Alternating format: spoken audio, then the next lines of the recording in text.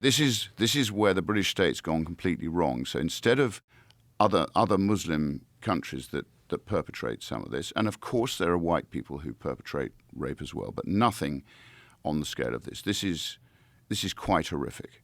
And our report has effectively uncovered this. I think we've played a part with this report in the government saying that they're going to have now a statutory inquiry, because we didn't have any statutory powers to be able to force people to appear at our hearing. There was the Jay report in 2014, and there's been the Casey report, all of which confirmed that this was happening, and the state still continued to try and pretend it was just happening in a small number of siloed areas where you obviously had a high Islamic population.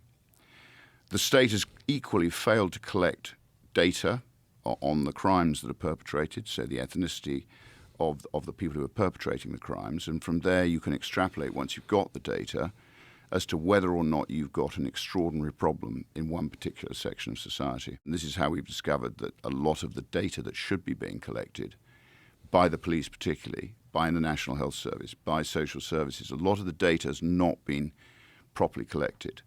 Possibly because the state does, I think, know that this is happening, but they don't want to admit that their multicultural experiment, which, as you probably know, famously Enoch Powell warned would fail with his speech, the Rivers of Blood speech, for which he was heavily criticised. So I think they do know, but they don't want to admit it. They don't want to be called racist. And this has permeated the whole of British society. Since Tony Blair, people are frightened to be accused of effectively being biased and white.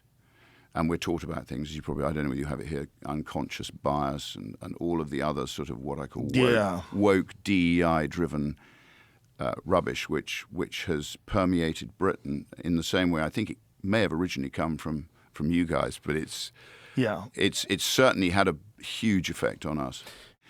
I mean, we now have a society which needs radical change, and we need to release the individual. So this is where the British state's gone completely wrong. So instead of